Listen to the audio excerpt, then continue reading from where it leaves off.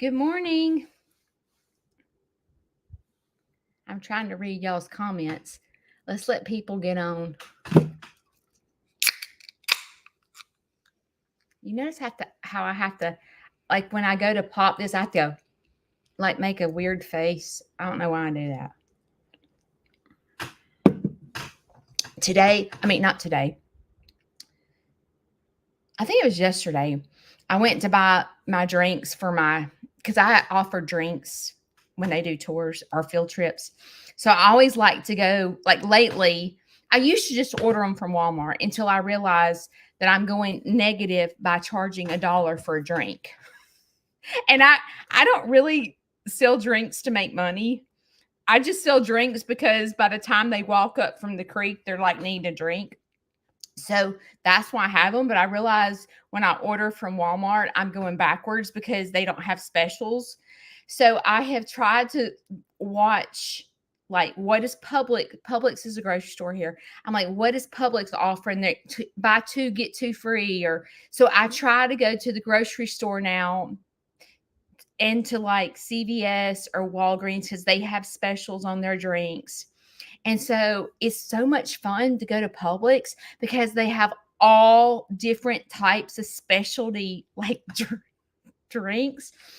And do y'all know, now this is not it, but they make spiced Coca-Cola Zero.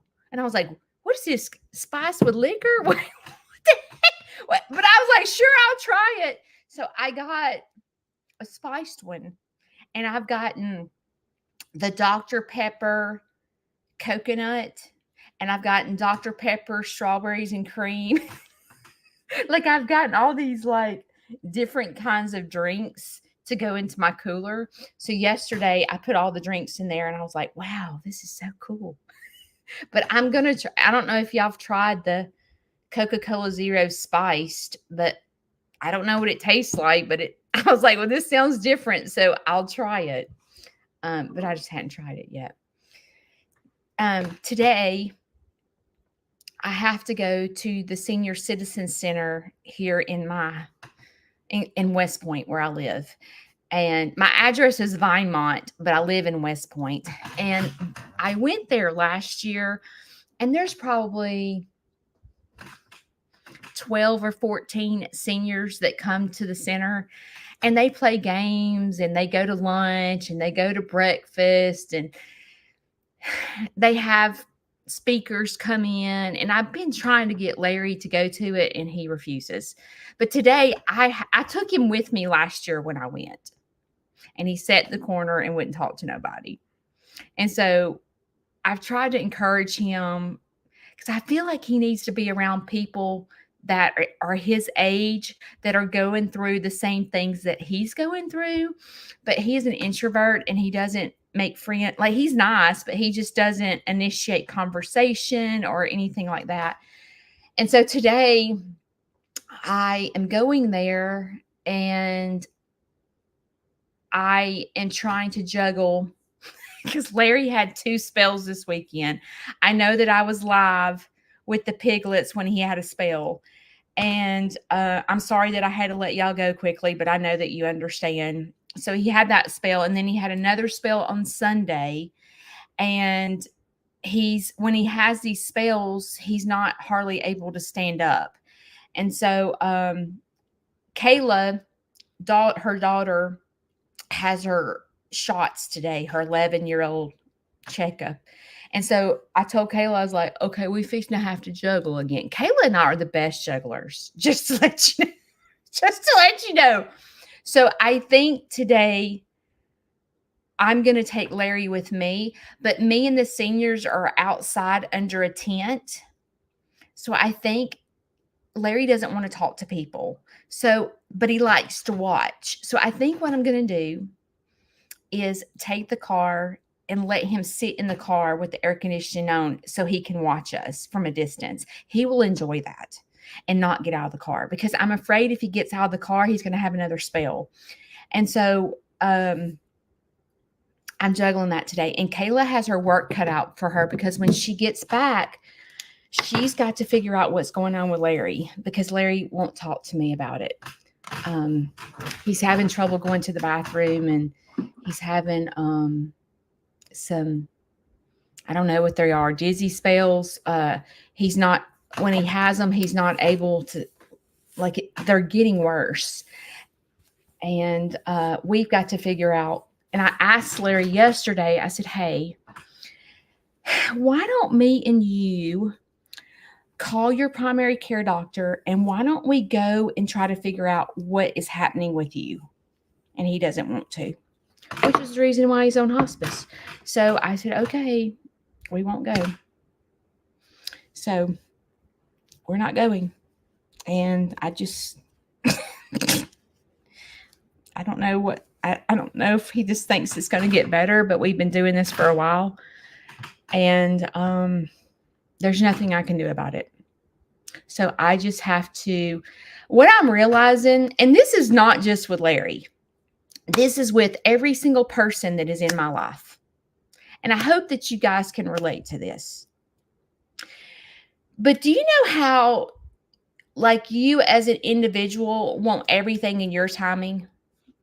You know what I mean? Like we want, like, we kind of think we're right, and we want everything in our timing. Like I want Larry to get stronger. So I want him to do what the doctor says and go to physical therapy. I want to take him to the doctor because we have been having these spells where he almost passes out or falls to the floor, and I'm holding him up. And I want him to go to the doctor. I want Shane to act and do certain things, and I can't get him to do them. And I feel like if everyone would just listen to me, this world would be a better place. And so I feel like everything should be done in my timing. Like, don't y'all get it? Y'all are all train wrecks. If you would just listen to me and do what I say, we would get better and we would have a better quality of life. And then I realize I have to stop myself and go, baby girl, this ain't your timing. It's their timing. And so I've realized, like, there's been a lot of situations where I've been with, friends or my family or whatever. And I have to sit, even though, when I told y'all that I kept up with this journal, remember I told you that I was being told I was making up things and things were not true. And in my head, I was going, okay, this is happening. I can see it. This is going to be the outcome. Like I could, but everyone around me, when this situation, I can't tell you the situation, but when this situation was happening in my life, I felt crazy. I felt as though no one was listening to me. And I was constantly going to counseling, trying to figure out how to deal with something that I see, but nobody else can see. And I just started journaling, and I started keeping this thick journal of how I was feeling. And when the situation would occur, I would write down, this is what's happening. This is what such and such is telling me. This is what such and such is telling me. But I feel this way. And why am I the only person that sees this? Am I crazy? Am I making this story up? Why can I see things that no one else can see? I don't understand. And I would tell my journal this. I would sit and tell my journal that I don't understand. And it's the same things happening with other situations. Like, there's situations with Shane and there's situations with Larry, and I'm going, why do I see this and no one else can see it? like, why can I look at Larry and go, you're literally going downhill, like something's not right. You're eating 3 bites of your meal and saying you're stuffed. You're falling. You're almost passing out on me when we go places. You're something is not right. And I have Shane going, Judy, you got to quit worrying about it. And the nurse is like, Judy, you're just going to have to let him fall. And the only validation that I have is Kayla. Thank God for Kayla, because Kayla can see exactly what I see, because Kayla is here every single day. And she can see exactly what I see. And it feels so good to have validation, because when you're in the middle of a situation and you're like, well, I see this and I feel this, but everyone around me is telling me not to worry about it, or everyone around me is telling me you're just exaggerating. That is not what's happening. That is not what I said, Judy. That is not what I said. And I'm like, okay, maybe you didn't say these exact words, but this is what you're saying to me. And people start gaslighting you as if you're crazy, and they're making you feel crazy because they're like, that is not what I said. But when you get this journal and you start writing down, okay, this is what's happening. This is how I feel. And these are what these people around me, and it's usually your family or your friends that are telling you this. It's not strangers. It's your family telling you that you're making the crap up, or that is not what happened. And it's funny because I'm telling you, you better listen to me. If you're battling all this in your head, if you're battling people telling you that what you're thinking is incorrect, and you're sitting here beating yourself up trying to figure out how to deal with it, when you journal and it's all over and you go back and read your journal, you're going to go, I am freaking brilliant. I had this thing pegged like 7 years ago. No one would listen to me. And I literally had this whole situation pegged 7 years ago, and no one listened to me. And buddy, when I go back and read this journal, I am freaking brilliant. And it gives you confidence to trust your gut. You know how people have always told you, you got to go with your gut feeling. But see, what happens is when people put confusion in your head, like let's just talk about a narcissist husband. You're like, this is happening. This is what's happening, and this is what he's telling me, and he's telling me that I'm wrong. And start journaling. And then it takes a minute to put the puzzle together, okay? Because I kept up with that journal for a couple of years. But it takes a minute. You feel crazy. When you can see things that nobody else can see, you feel crazy, because no one gives you validation. They're all telling you, I don't know. I mean, I know that like when Shane's telling me about Larry, he's telling me, you've got to let this crap go, Judy. You've got to let this go. Like, there's nothing you can do about it. You're going to have to let it go. And I'm like, oh, well, Joker, that sounds so easy. Just let it go. Well, I'll tell you what, buddy, when your mom gets sick, let's see how well you do with it. But see, men are different from women. So he may handle it different. But I think that when you keep a journal, you'll be amazed at how smart you are, and your gut feeling is right. I can spot this crap. I have learned over the years that God, I think it's like God gives me this gift that, it's kind of like mamas know. Like I've said this before, but you know how moms have eyes in the back of their head? Like, we just know. I feel like God gives a woman a special gift. Men are, and I'm sorry if you're a man and you're listening to me, I don't mean this disrespectful, but men are kind of oblivious to it. I feel like God gives this gift to women. Like we're nurturers. We are like we can we can pick up on something quick. Like, if you have a teenage kid, buddy, we can pick up on it and point. Like if your kid's lying to you, oh, we can pick on it. I mean, we can look at that kid and go, he's lying. I can tell by the look in his eye. Moms can do that.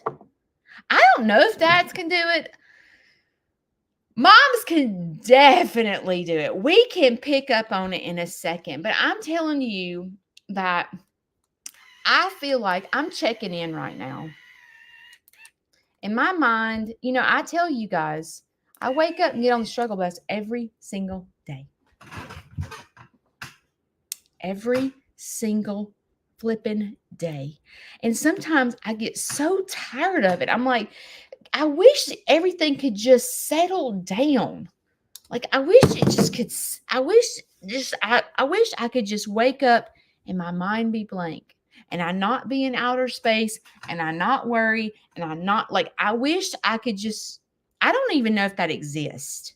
For my brain, it does not exist. It's almost as if I am in survival mode every single day. And I'm like, why do I do that?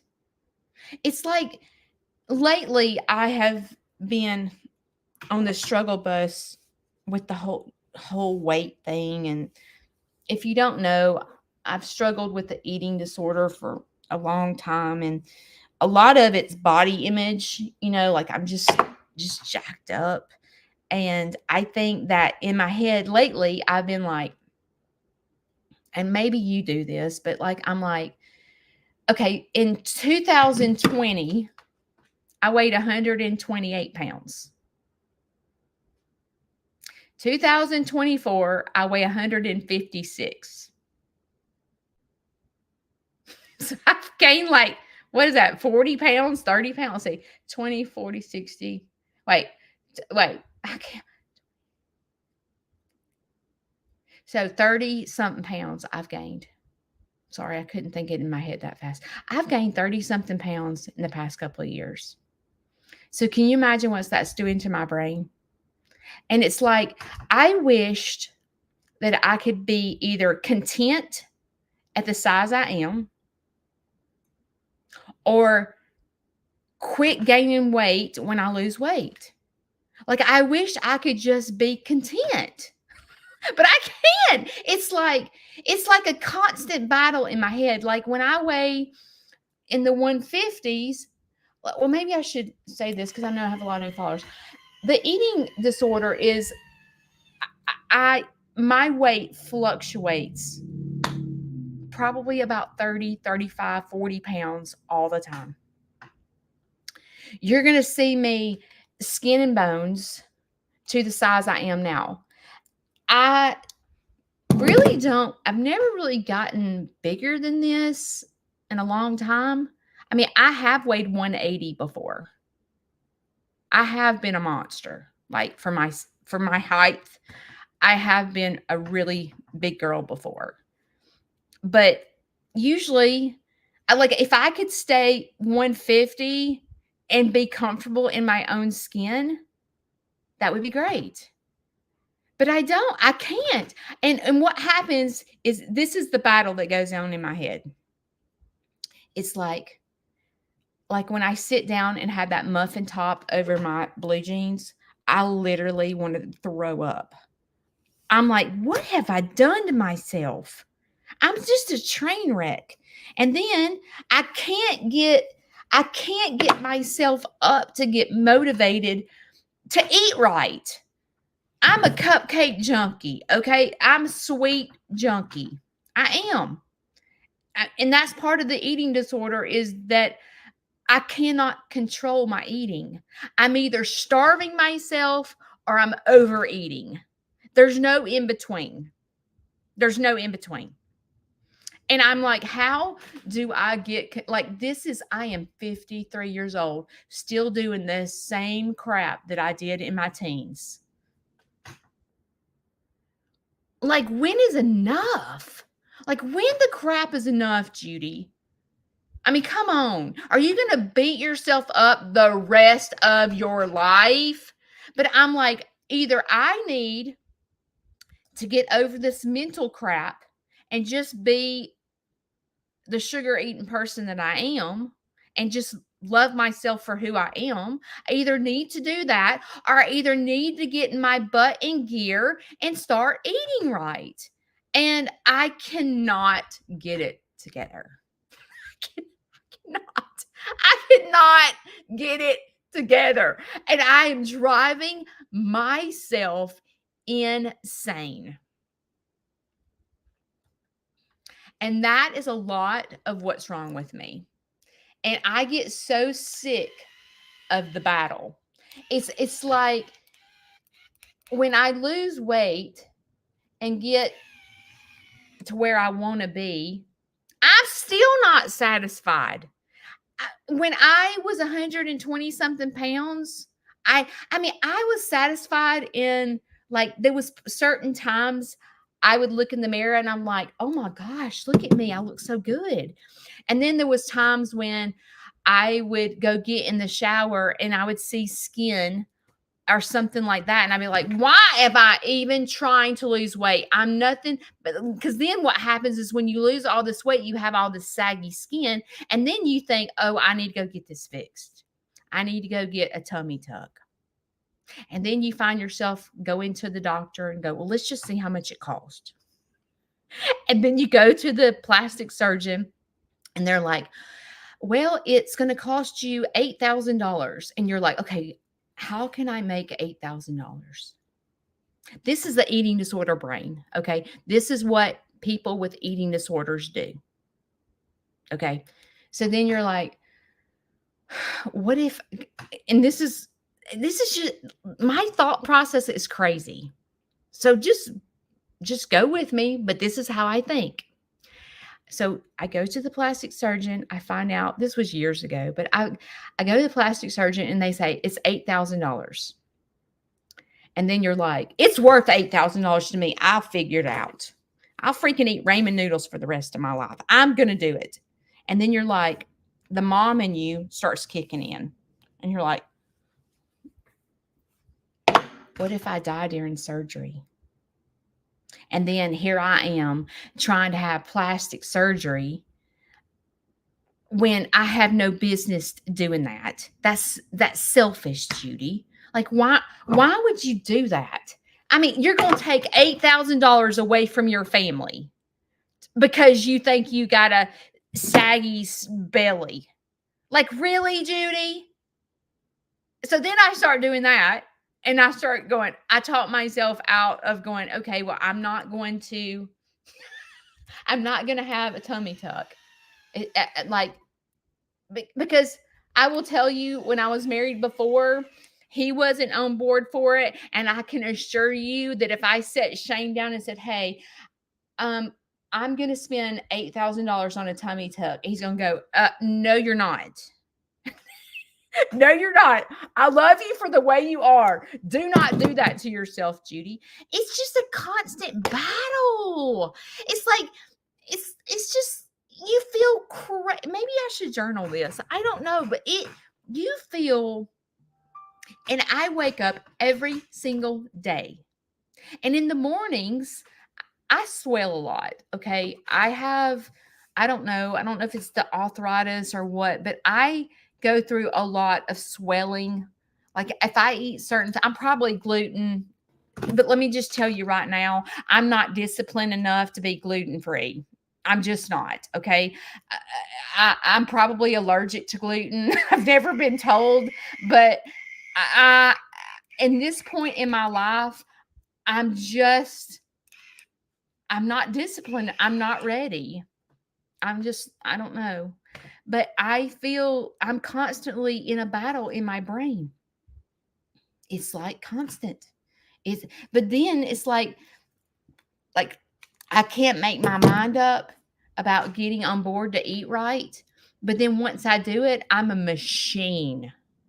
Like, once I make up my mind to eat right, I am superwoman at eating right. And no one will intimidate me or talk me into eating wrong. I drive everyone around me insane when I get in the zone of losing weight. Because if I'm on Weight Watchers and a bowl of cereal is 21, what are they called? Frosted mini wheats. 21 is 6 points. I'm counting 21 frosted mini wheats. And Shane's like, you're literally counting your cereal? Yes.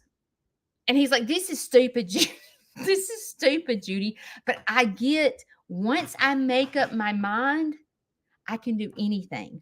But it's just getting to the point where I can make up my mind. But see, what I'm making up my mind and doing, counting cereal, is not really healthy for me because I become a fanatic. So, like, it's almost like there's no happy medium. It's like, and then I'll wake up and go, okay, we're not worrying about this today. Today is not the day. We're fixing to go to the senior citizen center, and we have got too much to worry about that's going on at home than to worry about counting 21 frosted mini wheats. It's just not worth it right now. I don't have time to concentrate on stuff like that when I've got Larry over here falling out and like all this stuff happening. I just can't. I can't. So I feel all over the place. But back to talking about, so my weight, this whole weight thing is, of course, that's every day, but I'm just talking out loud to let you know.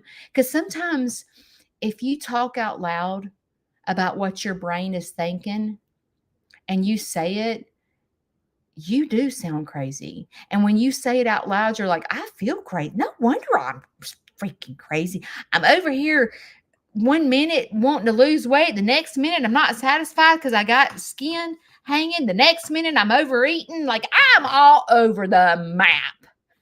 I am all over the freaking map. No wonder I can't get my crap straight.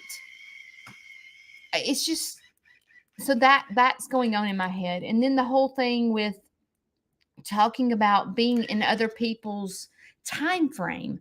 So this is what I'm dealing with Larry is,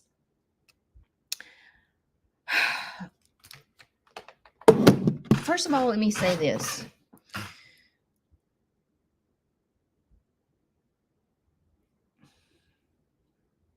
Let me think. I'm going to try not to talk specifically about him. I am sitting here, and not just Larry, just my life in general.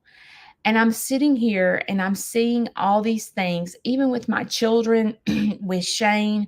I see all these things around me happening. And for someone who is in counseling and constantly works on herself to be a better version of Judy, sometimes our brain is a little bit different for someone who does not have tools in their pocket, has never been to counseling in their life, that would never sit and watch Aunt Judy live at 7:00 in the morning to figure out what the crap is going on with them. It's almost like they're not in reality that they struggle. They think it's everyone else. You know what I'm saying? Like it ain't me, it's you. It's you. You need to call your doctor. You're the one that's jacked up over money. You're the one who's constantly trying to fix, but it's you. It's you. And when those people are telling you, it's you. It's you. How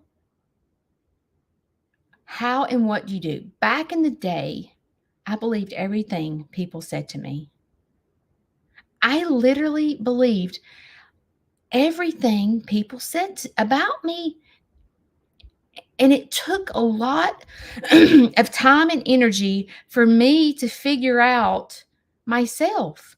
And I had to figure out, I talk about this. I had to figure out what my struggles were, what I needed to work on. I had to figure all that out. And when I am constantly, because people around me, I'm the only one that has been in counseling. And you know what happens is when you are the only one in counseling in your household or in your family or whatever, you're the crazy one because you need counseling. You're mental. If you need counseling, you're mental. That's what you're told. She's crazy. She goes to counseling. That's what happens. And over the years, as I've stuck with counseling, I've learned how well I am because I have been through counseling and I had to learn how to deal with people that think counseling is for crazy people.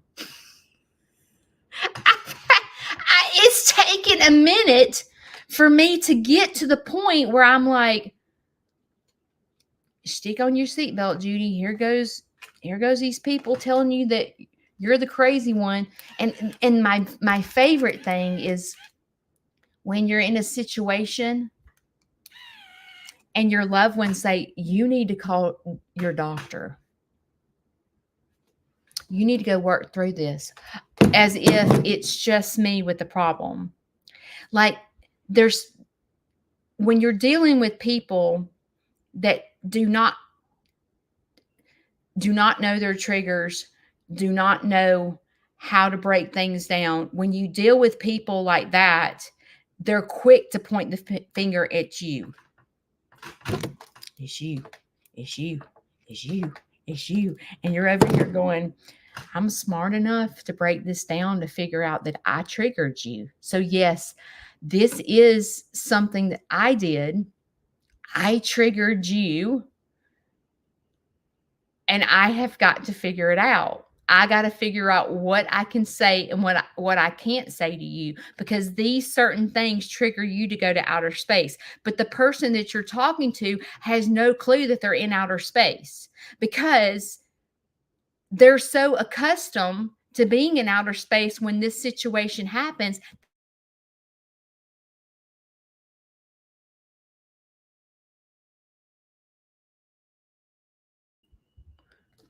Like, did my internet try to go out? They're in survival mode. But when I say things, I'm having to learn that things are not in my timing.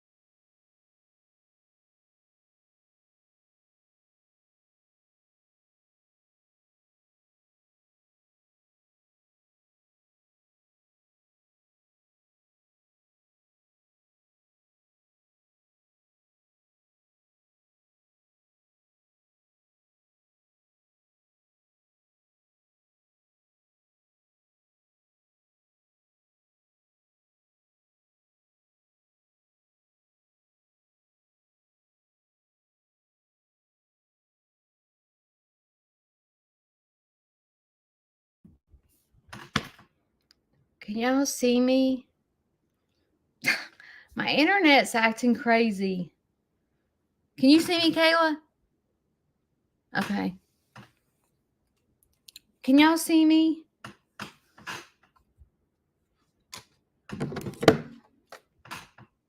Okay, y'all see me again. Sheesh, talk about interruption. I guess my internet's going bad. Basically, hopefully I can finish this. But basically, I'm wanting things done in my timing, and I'm realizing that life doesn't work in my timing. So where I can see the big picture and I can see, okay, Larry's getting dizzy. Larry's going to fall.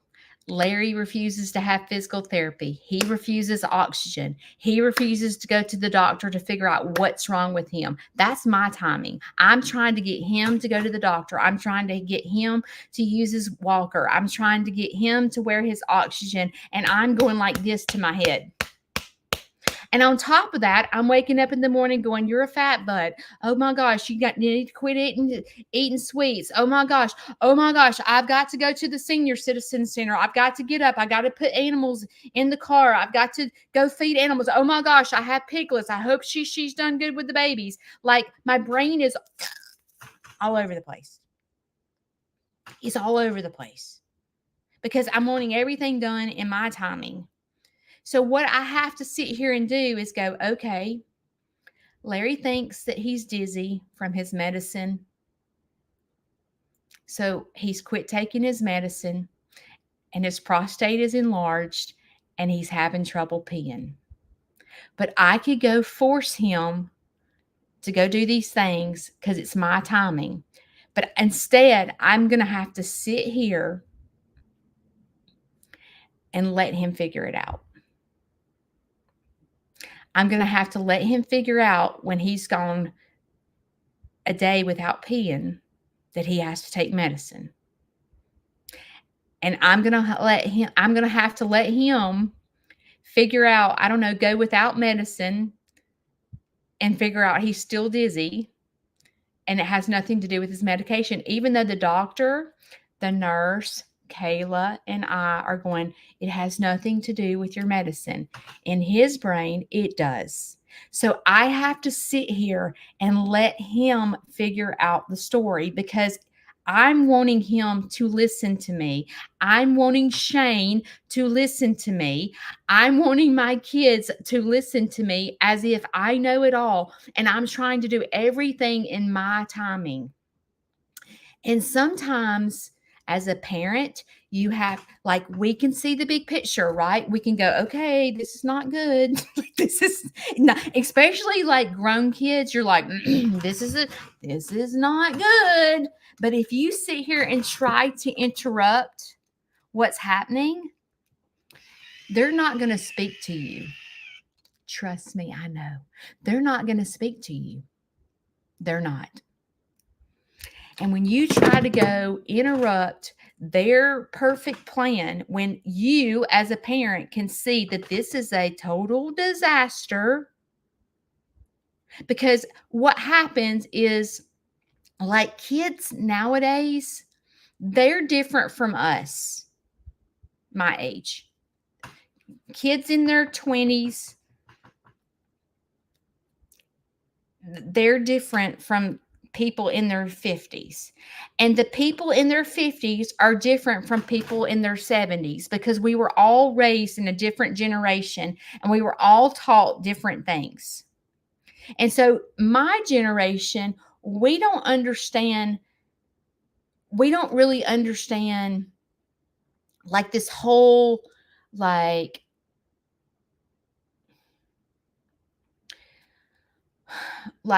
buying a house before you're married. Like my generation doesn't understand that. We're like, that is a train wreck.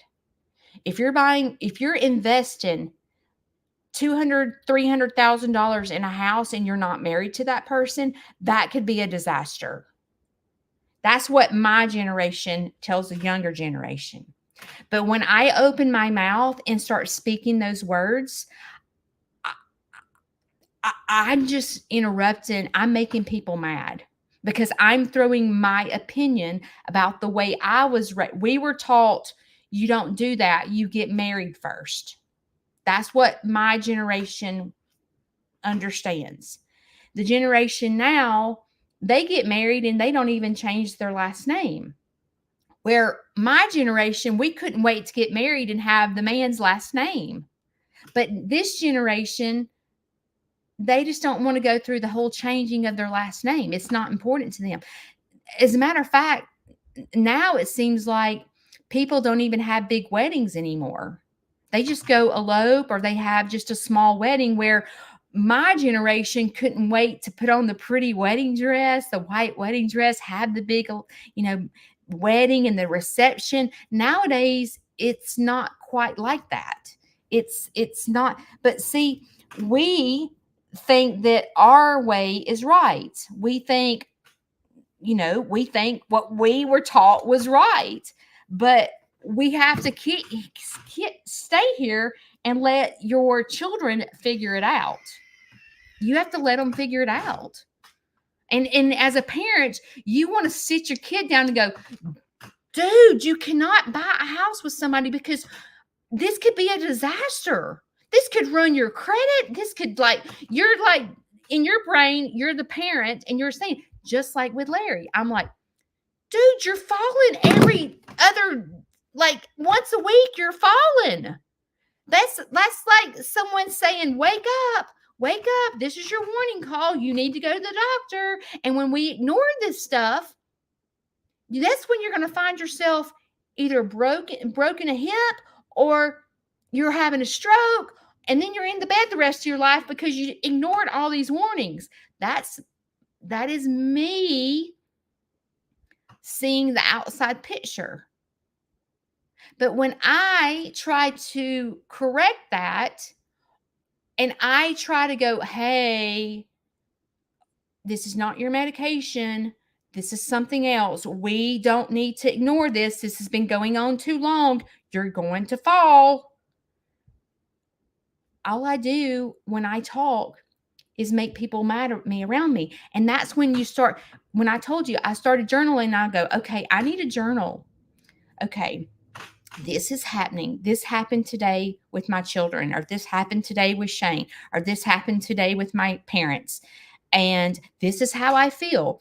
I am seeing this happen at least once or every other week. Let's just say I'm seeing this situation happen once every other week. He thinks it's his medication, but there's no way it's his medication, because if it was his medication, it would be happening every day. He's been on the medication for 3 months. There's no way. The nurses and doctors are saying that this is not his medication. They're saying it's his oxygen and his blood pressure. And you're journaling all of this.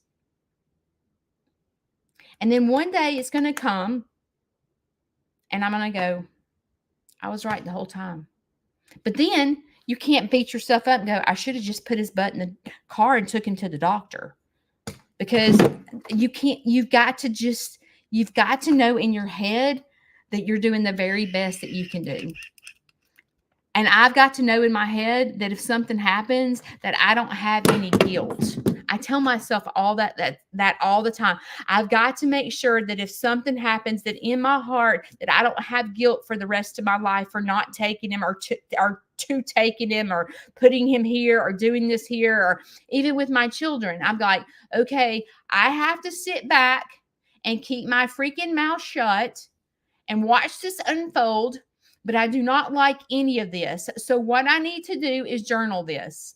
Okay, this is happening. This is how I feel. Everyone is telling me to not say anything, to quit worrying about it. But this is how, as a mother, this is how I'm feeling. And then, I'm not kidding, you'll be surprised at how your gut feeling is telling you the truth. You're completely right most of the time.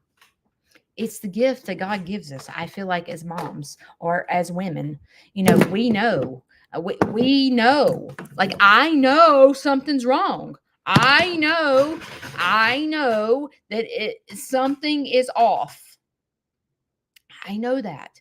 But sometimes it's not in our time, and we have to let them figure it out. Whether it's your parent or your kids or your spouse. Like, you can see you're really stressed out. I don't know if it's your job or what, but you're coming home a butthole every day, and you're not handling this well. And I'm sitting here watching this unfold, and it's not good. But you have to sit here and go, I could sit and talk until I'm blue in the face, and I'm getting absolutely nowhere. And by the time you've said it like 45 times, and you've preached, and you've you tried to approach a topic in like so many different, okay, like if I say it nicely, or if I say it like this, or if I do it like this, and everything is a dead end, you will sit and drive yourself insane when you're trying to get your point across, and you keep trying to say it over and over, and it's nothing but going to a dead end. You're going to be crazy. And the way you take care of yourself is journal. Write it down. This is happening. This is how I'm feeling. Right or wrong. I mean, it's how you feel. Your feelings are valid. What gets you in trouble is when you stay in emotional mind, when you stay in a feeling. When it's been a month and you're still feeling the same way you felt a month ago and you can't get past it, that's when you need to go to counseling and figure out how to get past this. Because you're not going to fix your spouse. You can't look at him and go, buddy, every time I say this word, it triggers you. They don't know what that means. They don't understand that. They don't know how to break it down. They don't even know what the word trigger means. Like, they don't get it. But you, as an individual, have to go learn how to deal with someone that doesn't know their triggers, that doesn't know how to break it down. You will drive yourself crazy going, Joker, you've just been triggered. Let's figure out what in childhood made you get to where you're crazy and you're having this anger outburst.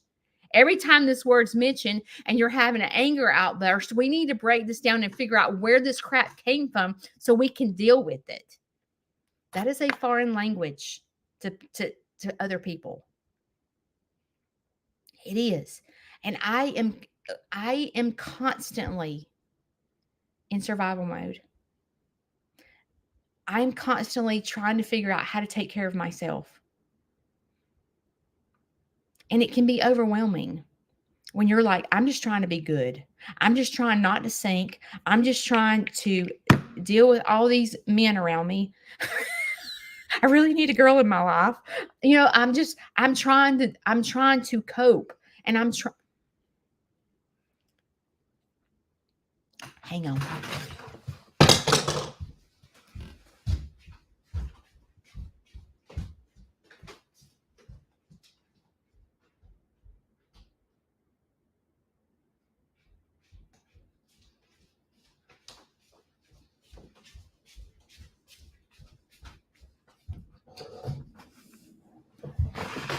I got a new sponge. I'm just trying to keep myself from not being in left field. And it is a daily struggle. And sometimes you just feel tired and you're just like, I just feel tired. Can everybody just leave me alone? Can everybody just leave me alone and just let me do my thing? Like, y'all are all too much for me. I mean, if you want to sit over here and try to pretend like nothing's wrong with you, okay, but like my brain don't work like that.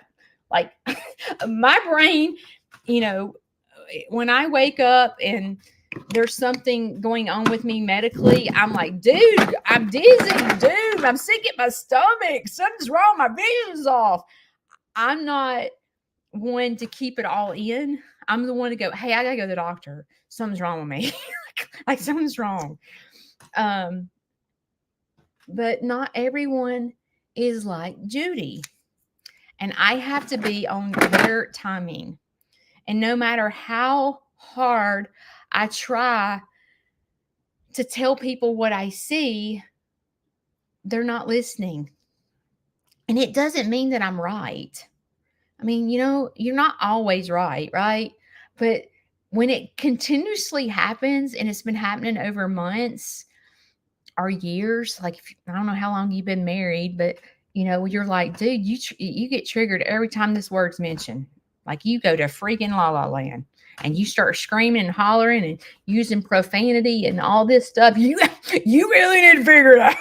Like you really need to figure it out. It's your problem. It's you. Okay. Say what you need to say. Say what you need to say. Part of taking care of yourself is recognizing what is you and what is not you, and not letting people. It's crazy because people that you love with all your heart are usually the ones that try to run over you.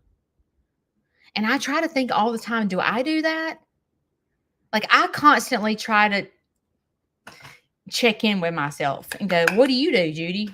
Okay, they do this. Well, what do you do? What do you do? What do you need to work on, Judy? Because you ain't perfect. What do you need to talk to your counselor about this week? Because you ain't perfect. You train wreck yourself. You train wreck yourself. And that's when I have to sit here and try to figure out what's going on in my brain. And when you try to figure out what's going on in your brain and you just feel like, 1 minute it's, I'm a fat butt. The next minute it's, oh my gosh, I've got to slow down. The next minute is, you're just all over the map sometimes. I'm like that every day. I feel like I am in survival mode every single day. If you follow my journey and watch what all that I do and juggle, it's a lot.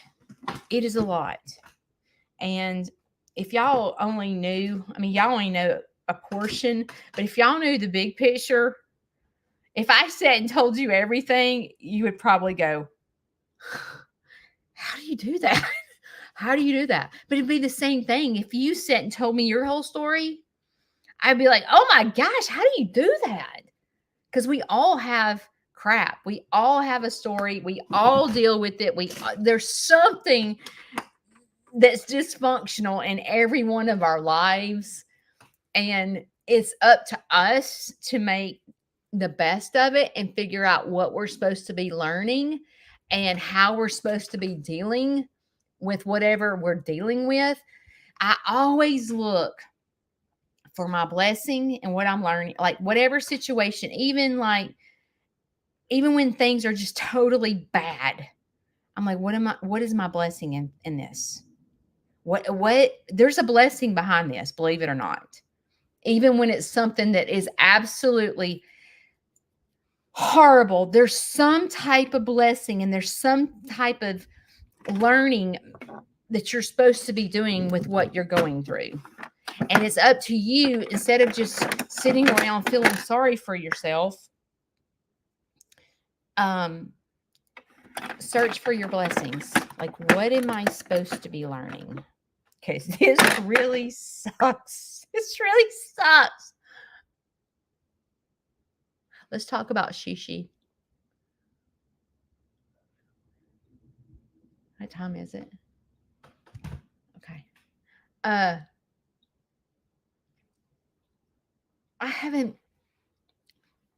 I went live on YouTube to try to update everybody. And then that's when Larry had his episode and I had to get off. And I was like, they're going to be so confused. They're going to be like, what in the world? 1 minute she's got them she's taking them away from Shishi. The next minute she's posting a picture of them with Shishi. Like, Okay, I'm going to try to make this short. The babies are with Shishi, and she is doing really well with the babies. My dog is sneezing. You all right? You got the sneezies? All 7 babies are with Shishi. They're all doing really well. Shishi is being. You got allergies? All of them are doing well.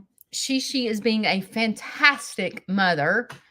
I took them away from her because y'all, I'm so paranoid she was going to sit on them because of last time. She's not. She's rooting the ground up before she sits. But when you're like in the barn with her, you're like, because you feel scared that she's just going to plop. Because the babies, when she stands up, the babies go under her to try to nurse. So you feel so paranoid. But I've had to just like trust my gut and go, okay, I just got to, like, I can't sit and watch it. It's bad. I feel sick.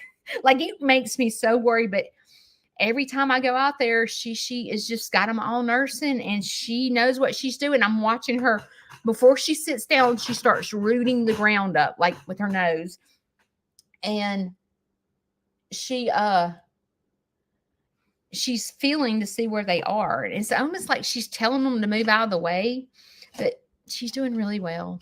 She really is. She had 8, but one of them, when I got there, one of them was dead. And she had actually moved it out of the way.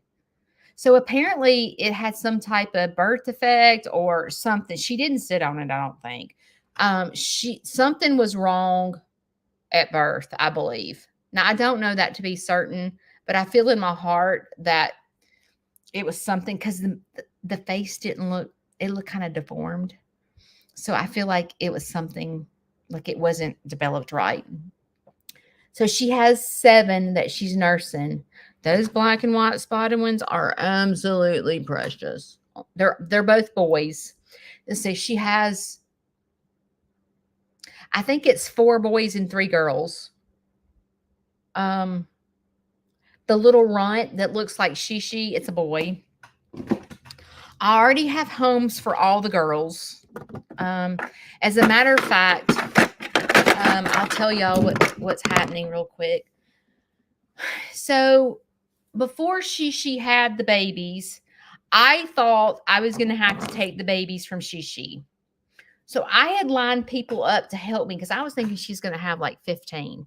And I lined other farms up to help me because I knew I could not take care of 15 piglets on top of Larry and on top of doing field trips and all this stuff. I was like, there's no way I can do that.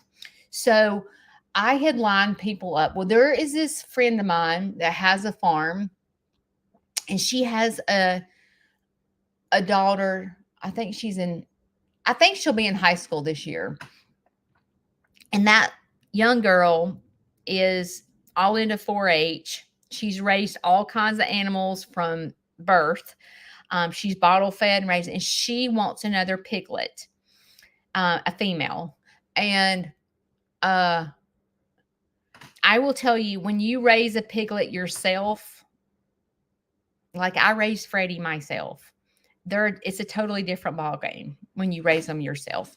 And so I told her, because I thought I was going to take the babies away from Shishi, I told her that she could take one of the females because she wants another female pig. And I told her she could take one of the female pigs and bottle feed it. Well, now I didn't have to take them away. So now I was having anxiety about her taking one of Shishi's babies and raising them. But this little girl has already, like, she's been setting up. She went and bought the bottles and the formula and all the setup to raise this piglet. And she was super excited about raising the piglet. And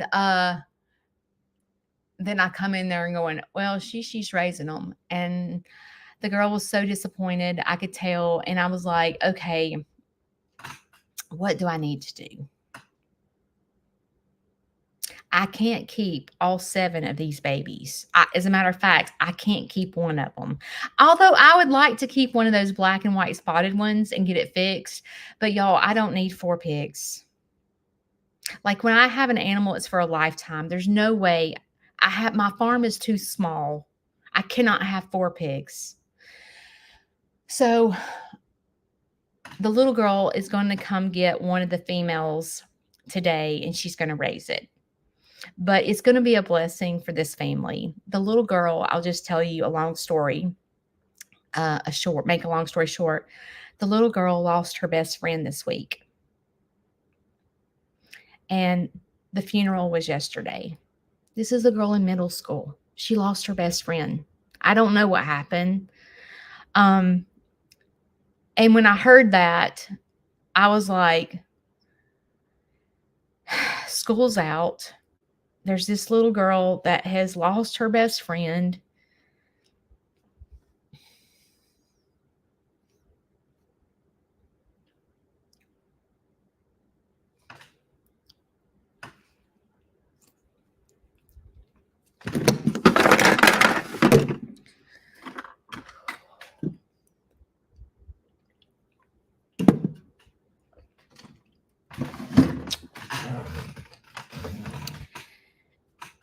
And I feel like, gosh, quit crying, Judy.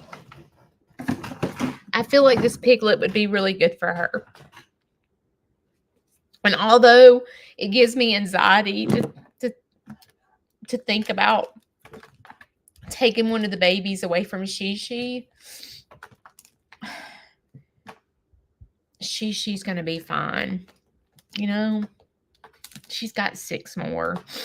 She'll be fine. But I feel like this piglet will save this little girl from all the grief that she's facing.